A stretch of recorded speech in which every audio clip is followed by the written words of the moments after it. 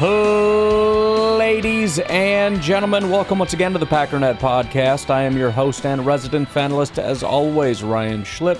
Check us out online, packernet.com. Find me on Twitter, pack_data. So, what I would like to do today, I'm very happy to report, the Bob McGinn draft guide thing, whatever you call it, 12-part series, is started. Part 1 is officially out. I don't know if 2 is coming out today or what, but I want to go over that.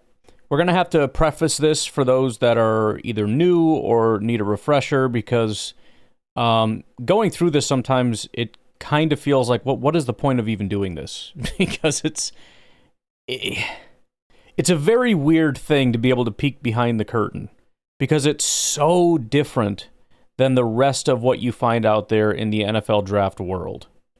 There is a shocking amount of consensus around the NFL draft world, and that's part of the reason I really like this. So, to be clear, what Bob McGinn does is he is an insider. He's a very disliked fellow, but very respected within the industry. And I think the reason for both of those things, respected and disliked, is because he's very much like a scout. When you listen to the way that these scouts speak, the way that they talk, the way that they communicate, it is very different than what you're going to find out there in just the general media landscape. Bob McGinn is kind of a football guy, and I don't mean like football player or anything. I mean like locker room talk, very direct, not very politically correct, does not give a crap about your feelings. The reality is what the reality is. And some of the way that these guys talk, I roll my eyes sometimes at some of the ways these scouts talk. But I think because Bob McGinn fits in with that culture, he fits in with these scouts, I think they're kind of one and the same. So he has a lot of contacts. He's been working in this for many years. He's one of the more respected guys in all of the NFL draft world. When he does, I don't even know if he's done it recently, when he does like his first round prediction mock draft thing or whatever, it's generally one of the better ones that's out there, because he has his ear to the ground and hears these types of things. So there's going to be a range of scouts, anywhere from 1 to like 7, that'll chime in on these prospects that he speaks to. We don't know who they are. Obviously, he'll say, scout number 1, scout number 2. Occasionally it'll be AFC executive or whatever. But he's been doing this since a little bit before I was born. 1985, he joined the Green Bay Press Gazette. He is a Packers guy, if you didn't know, originally. From 85 to 91, Milwaukee Journal Sentinel from 92 to 2017. That is a heck of a run. And then started Bob McGinn Football, which was kind of a failed venture. It's 2018 to 2019. It was his son, I think, wanted to do that once he left the Journal Sentinel or was fired or whatever the situation was. But immediately got picked up by The Athletic. That lasted for 2 years, 2000 to 2001, and he is now doing stuff with Go Long Touchdown, which was... I cannot remember anybody's name. Tyler Dunn, who was another Packers guy. A lot of the Packers media, man, they're very, very well known out there in the world, but he kind of made a name for himself. I believe this is the way that it went, is he was a Packers guy. I don't know if it was Milwaukee Journal Sentinel or what. He went to Buffalo to be a reporter out in Buffalo, but dropped a bombshell article about Aaron Rodgers. That blew up. He seemed to kind of parlay that into this Go Long Touchdown Substack, golongtd.com. And now he has this, and he brought Bob McGinn on with him and whatnot. So there's a good amount of content on here, but this is one of my favorites. All right, couple of preface points. One of the things that feels useless about doing this is every single person we're going to read is immediately contradicted by somebody else.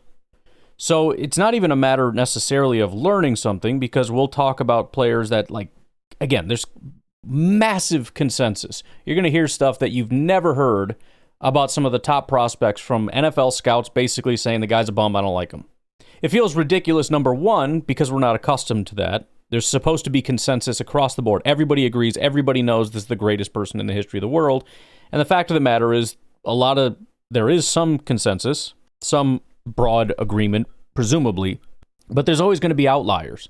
And I have to assume he's specifically seeking out the outliers, right? So here's three guys, or kind of a spectrum, right? Here's the one that likes him the most. Here's a couple that are in between, and here are some that just, or maybe either don't like him or tend to lean more toward here's some of the negatives. So again, it's hard to say that this is an exercise in learning about the prospects, because you're going to hear scouts say, I like him, and then scouts say, I don't like him. What the heck do you do with that? Well, the one thing you can do as far as learning is there are quite a few insights. For example, I was basically just skimming this. I didn't read all of it. I read the top couple. Luther Burden is very interesting. There's a lot of behind-the-scenes type of stuff.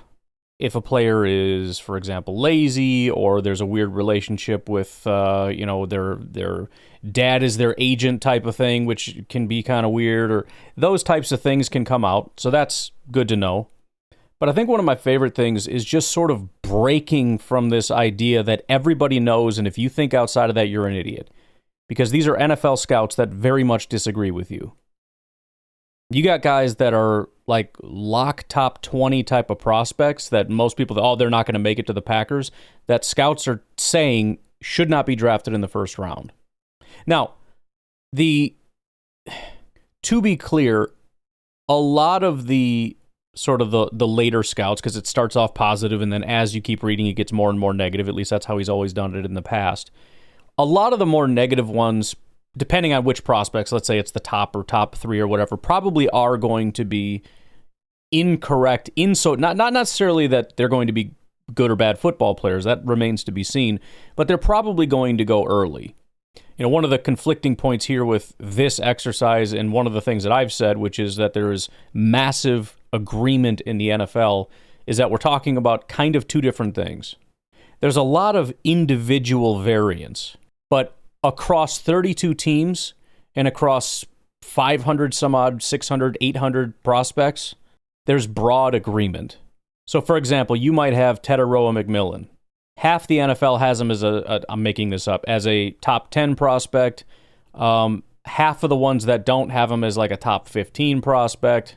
And then like 3 or 4 might have him as late first to early second round prospect. First of all, there's broad agreement in the fact that this is not a 5th, 6th, 7th round pick, right? We're talking about variance from within a very small spectrum, even on the broadest side of disagreement. But it's going to come together into a single picture that looks exactly like the consensus big boards that we're seeing. He's not going to make it to the second round because the teams that don't want him until the second round are not going to have a chance to draft him in the second round because he's going to be long gone by the teams that view him as a top 5, top 10, top 15 prospect. So it's you can read this and go, well, this is stupid, all this is dumb because they said he's not a second. Right, but it's because there are enough people that view him as XYZ, top this, that, or the other, that it's not going to materialize in the way that the negative people would say. So there is individual points of disagreement. I'll just use Tetairoa because he's here again. He's going to get drafted at 7, 8, 9, 10, 11, 12, 13, so whatever. Let's just say somewhere in that range. Most people are going to shrug their shoulders and move on. A couple scouts, and that's the other thing. Scouts are not necessarily representative of the whole team. There might be scouts talking to Brian Gutekunst saying, I don't like this guy, and Gute's like, get out of my face, idiot. You don't know what you're talking about. They're allowed to disagree in rooms, right? That's another thing. There's rooms full of scouts, and then there are, people like John Eric Sullivan who are kind of like above the scouts, and Milt Hendrickson and Brian Gutekunst, and it's an entire army of people that build these big boards. So even within the big boards, within the teams, there might be more consensus because the individual outlier scouts might get outvoted. But there'll be a handful of people that scoff and go, good, I'm glad he didn't fall to us because I don't want that freaking guy. But again, the thing that I really like about it is breaking from this idea that because there's so much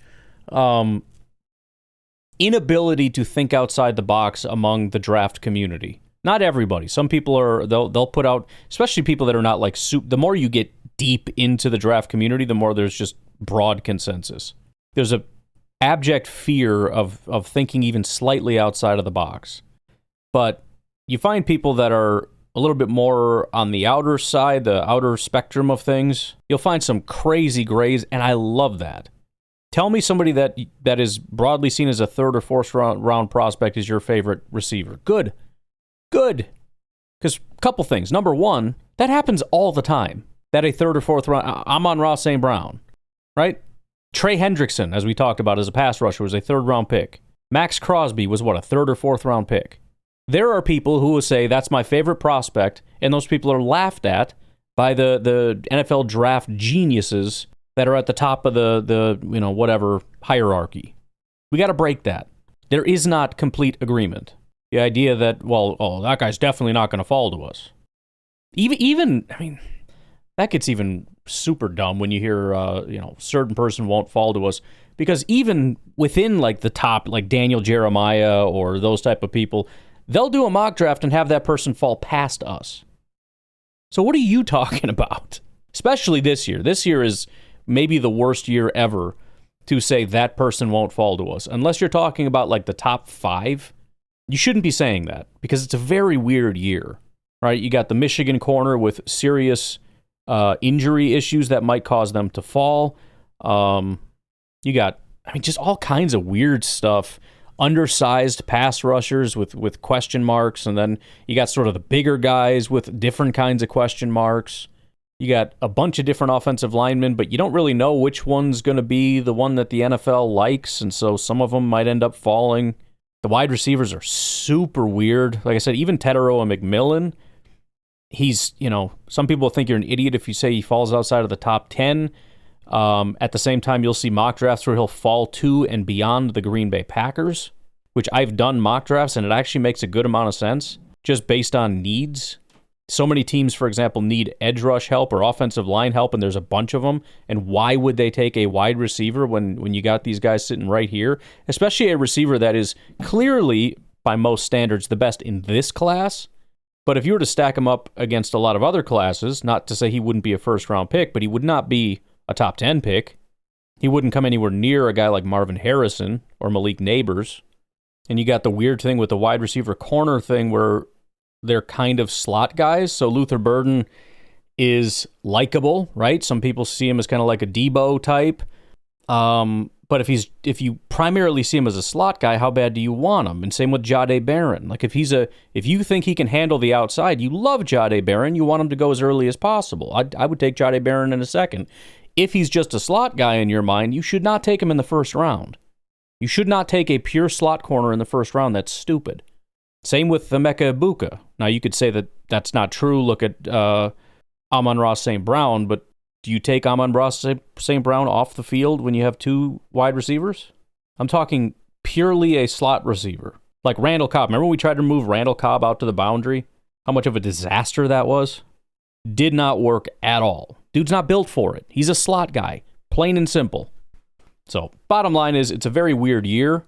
And, again, there are many different things we can learn from this, but one of the major things that I like about this is hearing scouts talk about prospects that everybody knows are just the greatest in the world, and they flat out just can't stand them. Just cannot stand the freaking guy. And they speak with such harsh language that it's not even what we're accustomed to with, when they try to take a little bit of the edge off in the media. There's a couple questions with this, that, or the other, but let me tell you how great this guy is. That's as nasty as they're willing to be. These guys are just lacing swears together in combinations that you can't even fathom.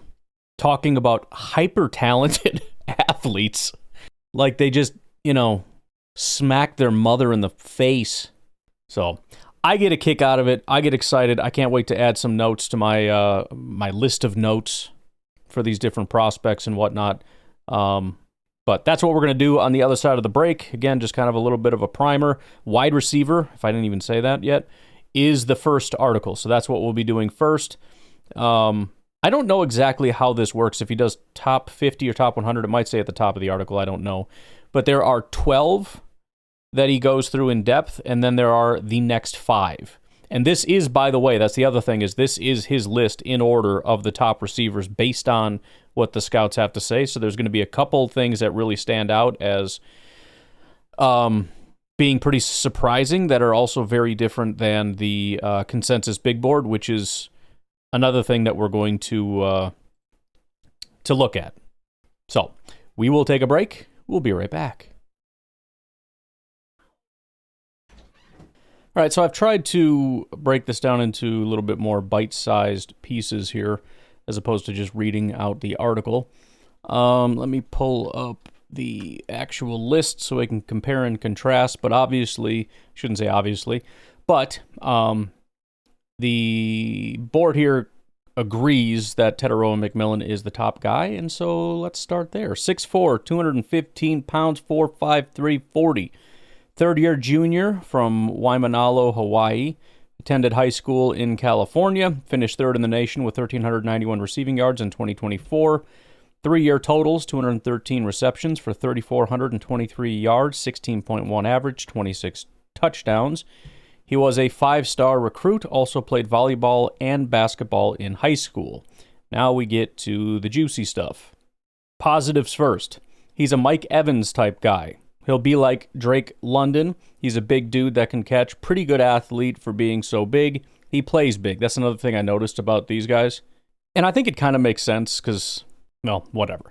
They don't like to act wowed by anybody. Again, national media, oh my goodness, this guy McMillan is great. His route running is amazing. It's unbelievable. These are crotchety old guys that are like, bro, I scouted Calvin Johnson. If you think I'm going to sit here and freak out over Tetairoa McMillan, you're out of your freaking mind, okay? So you get a lot of this, like kind of, whatever type of attitude, even the positive stuff. He's a big dude that can catch, pretty good athlete. He's big and strong. He's fast enough. He's going to be one of those guys that'll line up in a West Coast offense and beat you down on his routes, throw you off, and make plays. He'll work the middle of the field between the numbers, give you a headache all day long. He's a number one receiver. He's a hard worker. Sky's the limit. He's a lesser version of Rome Odunze. He was a volleyball player in high school, which you could see in his skills. My goodness, he can high point a ball.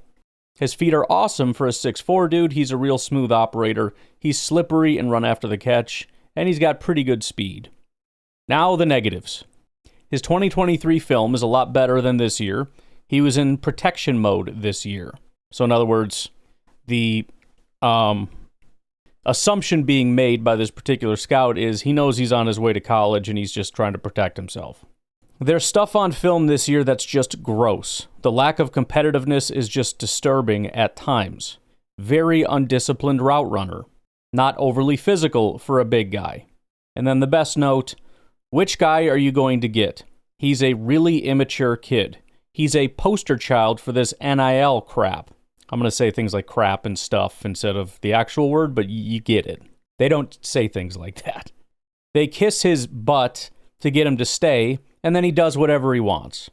That, by the way, and you can, take it with however large a grain of salt you'd like, but that's the kind of information I like hearing. When we're talking about getting guys in here that are very hardcore determined, and you got these, people saying he's immature, kind of just took his foot off the gas this year. He's a spoiled kid who got a bunch of money from NIL. Not the greatest. Number 2 on the list is Matthew Golden. That comports with all of the consensus big board, which has Emeka Egbuka and Luther Burden falling almost out of the first round at this point, with Matthew Golden sitting at 20. Transfer, 5'11", 191, 4.32 speed, transferred to Texas after 2 38-catch seasons at Houston, started 33 of 36 games in his career, finished with 134 receptions for 1,975 yards and 22 touchdowns, returned 28 kickoffs for 25.8 average and 2 touchdowns, ran 4.29 at the Combine, third-year junior from Houston. I think, by the way, so there's height, weight, speed. I think this is... When I read that at the beginning, that's kind of his pre-combine notes because obviously this information has been updated. McMillan, for example, ran a 4.48, I think, not a 4.53. Positives. Wherever they needed a play, he's the one that was the guy. He made the emotional plays for them. He'll make a difference as he shows up a level, as he moves up a level. He does have some combination skills as far as being able to play outside and in the slot. He's got some run after the catch ability. He's a great kid and could rise because of who he is. It's good to hear. He's fast enough to play outside. Well, yeah, you think? Actually, I think... no, never mind. Some of these notes I remember actually do come pre-combine because there'll be notes in here about, like their speed. Don't think he'll run super fast at the combine or whatever. And then it's like, okay, well, the combine's done, so we actually know. The negatives are not actually that bad. I mean, there's not that many. Size concerns. He doesn't have runaway home run speed as a returner. I don't know if that's just a whoops-a-daisy on the scout's part or if there's something different with his ability as a returner. Like Jayden Reed is the same way. Jayden Reed's fast. He is a very slow returner. He's thinking too much. He hesitates too much. It's a disaster. Finally, crafty little guy. Doesn't have great hands. Not much magic after the catch. You have to get him up, get it to him quick. Just a guy, really. I don't see him being a starter. Number 3 is Luther Burden. Consensus board has Emeka Egbuka, but they're 3A, 3B. Nation's number 1 wideout in 2022. He's from St. Louis, finished with 192 receptions for 2,263 yards and 21 touchdowns. He rushed 34 times for 234 yards, 6.9 average, and 4 touchdowns. Returned punts all 3 seasons, averaged 10.5 on 24 attempts. Hands measured just 8.5 inches. His father played in the NBA and ABA. Positives, probably more effective in the slot. I don't know if you'd call that a positive, but all right. Some really strong comparisons to Deebo Samuel. Kind of mentioned that before. He's got great hands, really natural after the catch. Has vision, elusiveness, strength, and toughness. Good player on Saturday, similar to Golden, but with a thicker build. Against zone, he's got good feel and good hands. Now come a very long list of negatives. You wish you had bigger and faster for outside. One of the worst practice players you've ever seen. There's times when his routes are lacking, but it's more like effort and discipline than talent. So again, you get this sort of like lazy moniker of he's more talented than he's putting out on the field. He doesn't practice. He doesn't put out effort, that kind of stuff. With the character, I don't know how you can draft him in the first round. Pretty staggering comment. He's a 5-star. They kiss his butt for 3 years just to keep him there. The girlfriend is his manager. The mom is a problem. That all is terrible. So again, you got the 5-star thing where he's getting special treatment. They spoil him, treat him like a grown man princess. Girlfriend as a manager is super weird, and mom is a problem is more common than you'd think. Pretty much every year there's 1 or 2 of those.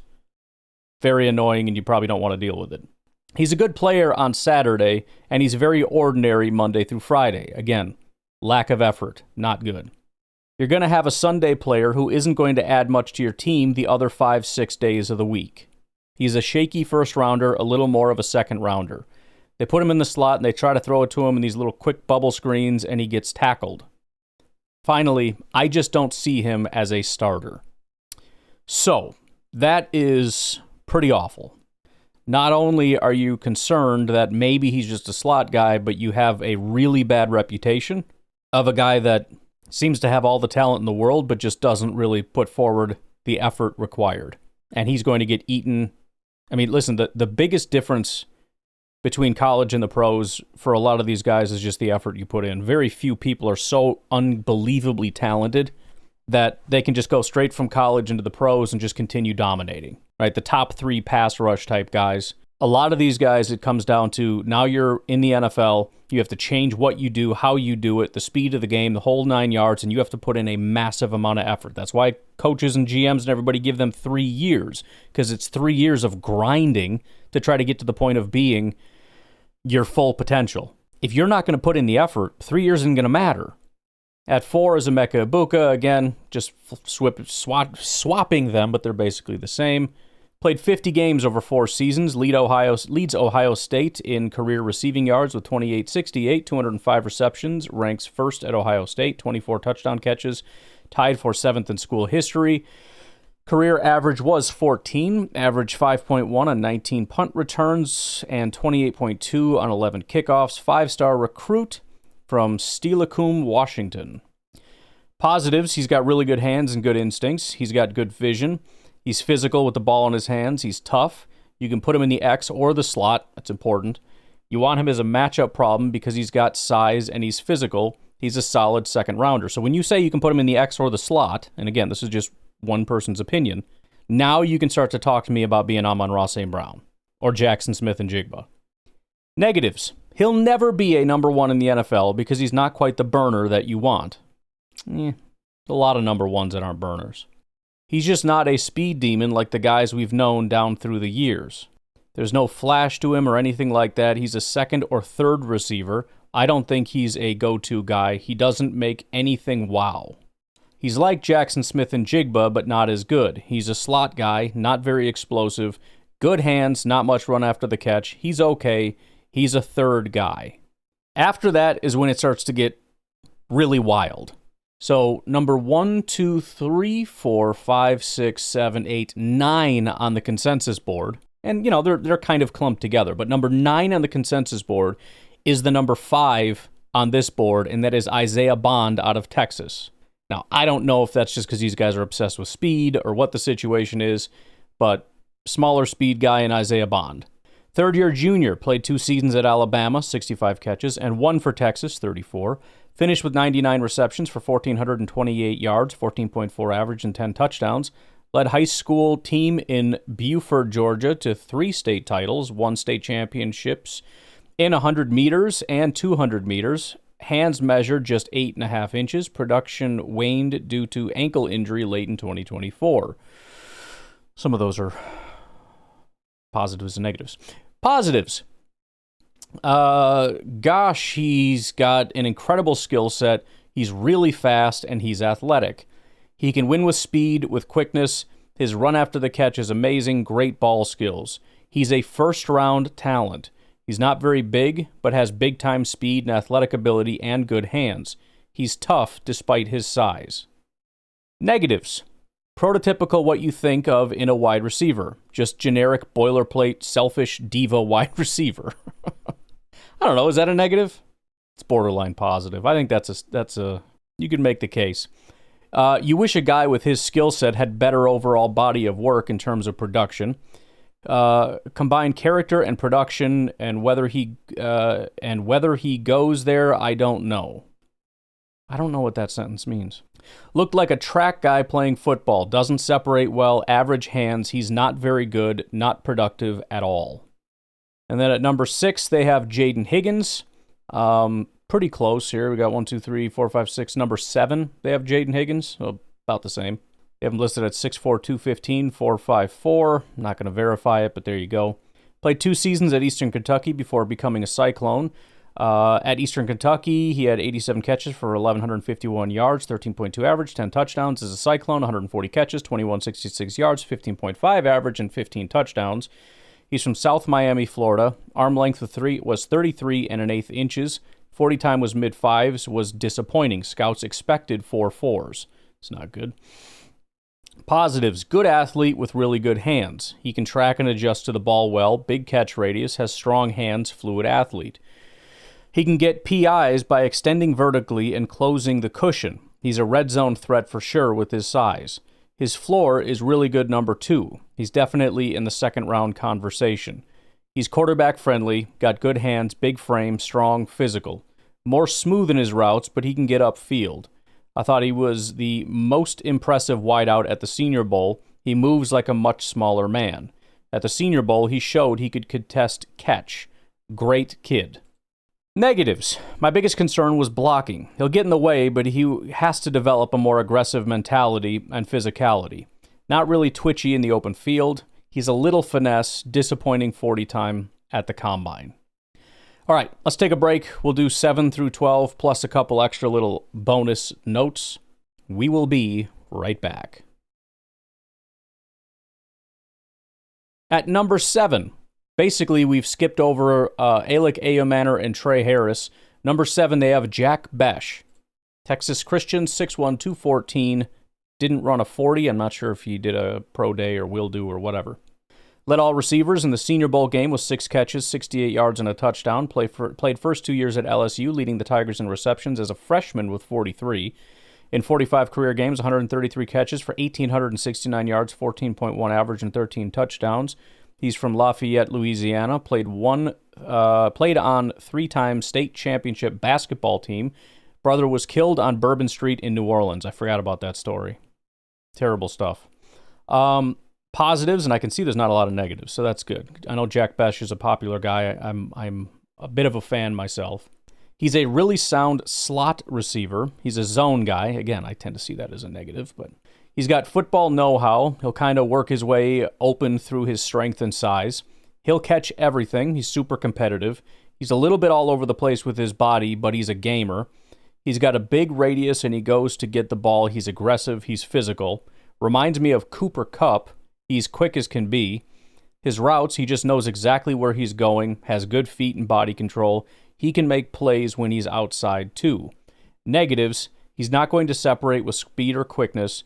I don't think Bech can really run. 3rd round at best. At 8, it gets real interesting. Again, we've skipped over Alec Eomanor and Trey Harris. And now we've gone down to, let's count it out here. Number 13 on the consensus board is their number 8. I say there, but is his number 8 wide receiver, Savion Williams of TCU. So, with Jack Bech there. 6'4", 222, 445, spent 5 years at TCU, but didn't become a starter until 2022. Played 52 games, 4-star recruit, played quarterback as a senior in Marshall, Texas, also lettered in basketball and track. Returned kickoffs as a freshman only, caught 137 passes for 1,655 yards, rushed 62 times for 384 yards and 6 touchdowns. Positives, kind of. That's a wild card for me. Again, that's more of a negative, but with this guy, you see him in the slot, you see him in the backfield in motion. He's a height, weight, speed guy. You gotta love that. Watch out for the Packers. I wouldn't be shocked to see him slip into the 1st round. That's crazy. He's got big upside. He's Cordero Patterson. I don't know.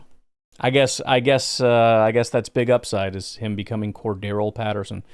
You see him elevate for a ball, and you see him catch a bubble and take it to the house. If I didn't have a quarterback and was trying to figure out a way to manufacture some offense, I'm all over this guy. He could go 25 to 45. See, that's pretty wild. So you got one scout saying he could go in the 1st round. You got another guy saying 25 to 45, which is late 1st to mid 2nd. The consensus big board has him at 90. That's a 3rd round pick. That's kind of a late-ish 3rd round pick. That does not seem to be the consensus here. We'll see what the negatives say, but it's the fact that so many scouts see him as a 1st to 2nd round pick leads me to believe he will not fall to the 3rd. Anyways, finally, he's big, he's fast, he's tough. Negatives. He's got no polish. He does not know how to play football. He can't run routes. Number 1. I don't know what that means. He just falls all the time. He doesn't have good feel for it. He doesn't have good body control. It's funny because they sound like me as a scout. I say stuff like this. You know, like the Daniel Jeremiah types and those guys, they always have like their fancy frickin' speak. Then you talk to actual NFL coaches and like, oh, frickin' guy just falls down all the time. Like, I don't know what his problem is. I don't know if he's got like an inner ear problem or what's going on with that guy. Next note, he always falls and he can't catch. I've never seen a guy drop more. Then they put him out at running back and he just doesn't have the vision. I've never seen someone run into tackles more than he does or run out of bounds. He goes to the place you're not supposed to go. So very much a love him or hate him type of guy. It's still, even the positive and the negative, you can put a picture together of who he is, though. And Cordero Patterson makes sense because Cordero Patterson was a lot of things. Wide receiver really wasn't one of them. He did some, if you knew how to use them, you could make it work. And what you made work is up for debate. Something. Very gadgety, whether it's backfield, slot, this, that, or the other type stuff.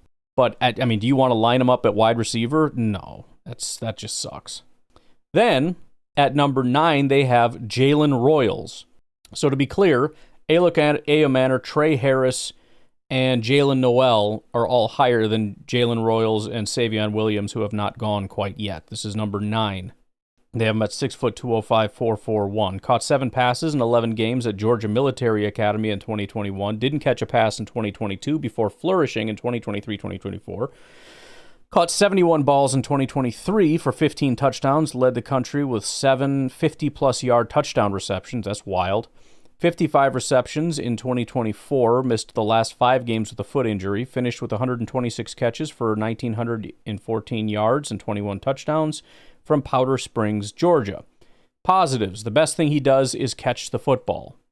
Had an excellent combine, ran extremely well. At the Senior Bowl, he showed he does have some natural route running ability and natural strength to separate. Negatives: looks like a running back's body build. He's a possession system guy. They try to get him the ball in those gadget kind of ways. Not a great route runner. He's a good player, but more of a backup talent. Still, just not a lot of work. Still, just has a lot of work to do to understand release, breakpoint mechanics, more complex route combinations. Then at number 10, it gets super crazy because we're not going to go back over those last couple guys. We're not going to do Xavier Restrepo. We're not going to talk about Tez Johnson. Their number 10 is on the consensus big board, number 115. And that is Torrey Horton out of Colorado State, 6'2.5", 196, 446. Played 21 games at Nevada in 2020 and 2021, and 30 for Colorado State in 2022 through 2024. Missed half of last season with hamstring injury. Finished with 265 catches for 3,615 yards and 27 touchdowns. Returned 26 punts, 16.3 average, 3 touchdowns. Completed 5 of 6 passes for 151 yards and a touchdown from Fresno, California. He's an NFL starter with an arrow up. Pretty good size, played pretty fast. I like his size, his speed, and his hands. Good run after the catch ability. He has punt return ability, which is kind of rare for a receiver with his dimensions. There's a lot to work with. I'd say 4th round, but I could see him going in the 3rd. Sleeper type. Torrey's got more juice than Trey Harris. You shut your stupid fat mouth. You know, this Trey Harris slander, I'm about ready to pop, dude. I took a peek at what they said about Trey Harris. I'm going to go make a video. Okay, I'm going to put together a compilation of clips of Trey Harris running past people, okay? With a big old middle finger right in the middle of the screen. You can just see in the corner Trey Harris burning people on the top right corner of that middle finger. Freaking, the slander is out of control. Negatives: not a great route runner. The quarterback play was bad, and he didn't get a lot of chances. Oh, jeez. Trey had a little more consistency these last 2 years. You're freaking right he did. Give that man a raise, will you? Freaking bunch of jerks. Speaking of, at number 11, they have Trey Harris, Mississippi, 6'2.5", 205, 457. In 2 seasons at Ole Miss, averaged 100.8 yards per game. You're darn right he did. One of 2 players in the country to average 100-plus yards in their career. Started 21 of 31 games at Louisiana Tech, 19 of 20 at Ole Miss, finished with 220 catches for 3,532 yards and 29 touchdowns. 40 time of 4.57 at the Combine, Lafayette, Louisiana, also from Lafayette, Louisiana. Played quarterback in high school.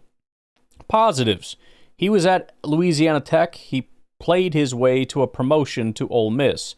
The stats didn't bear it out, but when he was in the lineup, they played better than when he was shelved. He's a tallish outside receiver, catches the ball well. You know where he's going to be. He's probably a number 2 receiver. At worst, he's a number 3. At best, probably a middle-of-the-pack number 2. You can shove it. Against zone, he can find his way and catch it. Yeah, okay. Did you happen to see his grades in man, you jag off? Negatives: he's had some soft tissue issues. That's the concern with him. Poor 40 time. He's a big possession receiver, not much separation. That is a flat-out frickin' lie from the pit of hell, sir. After that, catching against zone, there's not much there. Okay. You're just wrong. Highest graded receiver in man coverage. Well, he didn't play man coverage very much. First of all, doesn't matter. You can't tell me he can't beat man and he's the number 1 guy against man. Second of all, it's just not true. And it's 2 years running. Bunch of stupid people. Alec Aoman are still not mentioned yet, which is also slander that I am not happy about. At number 12, Jalen Noel. Iowa State, 5'10", 195, 4.4 speed. Jalen Noel is up the list a little ways. He's at 71, so this about lines up here. In fact, that's almost exactly right at 12. Let's see. I think this is the last one, and then we got the other guys. Impressive combine, 4.4 40, 41.5-inch vertical jump, 11.2 broad, 23 bench, 245 receptions in 51 games, ranked second in Cyclones history, finished with 2,855 yards and 18 touchdowns, returned punts all 4 years, 53 of them for 8.8 average, returned kickoffs for 3.5 years, 37 for 22.2 average, short arms just 29.5 inches from Kansas City. Positives. He was a starting slot, and he'll be a starting slot. Okay, there you go. Again, I don't think that's positive. He's an explosive athlete with very good play speed. He can attack a defense at all 3 levels and be productive. He has the acceleration to close a cushion against soft coverage. He can stack defenders. He runs out and up routes for explosive plays. He shows his hands late and is able to reach back for the ball without allowing the defender to go make an attempt on the ball. Good quickness and speed to separate and stretch the field. The team always seemed to go to him in gotta-have-it situations at the end of games. Negatives. My biggest hang-up was his hands. He had some big drops, concentration drops, I guess. He's inconsistent. He's got 5 muffed punts over his career. This is just nightmare fuel for Packers fans. Not really tall, but compactly built. To me, catch radius is a big deal. Even if you're a shorter guy, you got to have a bigger radius and make catches outside of your frame. I didn't see him do that. I was really kind of disappointed in him. It's just a standalone note. So there you go. Then they've got the next 5. So this would be at number, 13 would be Dante Thornton out of Tennessee. 14 would be Daquan Felton out of Virginia Tech. 15, Alec Ayomanor out of Stanford, which is nonsense, especially when you read the note. Ty Felton was at 16, Ty Felton out of Maryland, and then Tez Johnson out of Oregon. Some of these guys I'm excited to talk about because I've been digging into the speed stuff. I'm not exactly sure the best way to do it, but I've been looking at the NFL.com, the miles per hour acceleration, all that stuff, max top speed. And I'm trying to figure out the best way to use it, but one way or another, at some point here, we'll see when we get to it. I'm very intrigued by some of the times that I'm seeing, and I think Dante Thornton was one of them that was really, he ran a 4.33, so you kind of know it, but still, pretty impressive stuff. All right, so the little one-hitters here. Dante Thornton out of Tennessee, 6'4.5", 205, 4.33 speed. The quote says, "This guy looks like an Olympic sprinter. Then he popped that time. He's a vertical threat guy." So there you go. You're looking for that dude that can just sail down the field? You got one right there. Daquan Felton, Virginia Tech, 6'4.5", 213 pounds, 4.43. His upside is tremendous. There's definite rawness to him. Great kid. He's really got an edge. Love to hear it. Alec Ayomanor. I'm willing to forgive their disrespect to Mr. Ayomanor because of this note. Reminds me a little bit of Davante Adams. That's right. It's all downhill from here, but still. Davante wasn't a polished product coming out of Fresno. This kid's a little bit bigger and tighter as an athlete than Davante, but he's a very physical kid. Ty Felton, another ridiculously fast player out of Maryland, 6'1", 183, 4.34 speed. He'd be definitely in that Higgins-Horton-Harris group because he's faster than all those guys, not quite as big or as physical, more of a skinny athlete. And then finally, Tez Johnson out of Oregon, 5'10", 156, 4.5 speed. I've just said all along, I don't know how you can be 5'10", 156 and be 4.5 and get drafted. Someone's going to do it. I'm just real interested in how that's all going to turn out. You turn on the film and you love him. Then you see him in person and you get scared away from him. That is a very, very small human being taking a lot of hits over the course of a 17-game season. That's exactly what every single scout, GM, vice president of player personnel is going to be saying in that meeting room. And you're going to be looking at a board just stacked with people that you like. And you're like, we're going to take the 156-pound guy with no speed? There's no way. I mean, he's not going to be a Packer. I don't like making definitive statements like that, but I mean, there's got to be teams that are much more open to it than the Packers are, especially coming off all the injury stuff with Christian Watson and Jair Alexander, and before that was Devondre Campbell. I mean, they are just absolute. Like we've got to be healthy, and being healthy through college is just half of the battle. being a guy that we think can hold up in the NFL is the other part of it. And I have no idea what Tez Johnson's injury history is in college, but I just cannot imagine the Packers, who are looking to be healthy, coming off a unbelievably unhealthy year with tons of injuries, including to your franchise quarterback, which in and of itself will rattle you. You're going to lose your star cornerback because of injuries, which will rattle you. Like your stud receiver that you love injured again and is going to be missing half the season. I mean, injuries are all over the front of the Packers' mind. Even if they ever were willing to draft this guy, I would guess he's off their board. But if ever they were willing to, this is a bad year for Tez Johnson to be united with the Packers. So, all right. That is all she wrote on that. Big shout out to the folks over at Go Long and to Mr. Bob McGinn. Really appreciate this. Again, you got to take it for what it's worth, but I love the valuable insights that you really just don't see in other places. I love the brutal honesty, whether it's correct or incorrect. I know that they're not sugarcoating stuff. They're just going to shoot it as they see it, and can give us all stuff to contemplate. Plenty of pushback for all our golden calf football players, right? I've been worshiping at the altar of Trey Harris, and these guys come in and just kick me right in the face. But it's good. I think we need stuff like this, because this is the reason we get so entitled when people don't turn out. Like, oh, everybody's a superstar, and we drafted the one that's a bum. Like, no, everybody's probably going to suck, all right? That's just the way it's going to go. A handful of these guys are going to be good to stars. The rest are just going to be guys. But some of these guys are going to be great. I don't know who they are, but all I know is it's going to be Trey Harris and Alec Eomanor. That's all I know. I don't know what you know, but that's what I know. And Chimere Dike. That trio right there, just make him your 1, 2, 3. I don't know who your slot guy is. I guess Dike maybe is in the slot. I don't. It doesn't matter. I don't care. Elite. Okay. All right. Y'all have a good rest of your day. I will talk to you later. Have a good one. And bye-bye.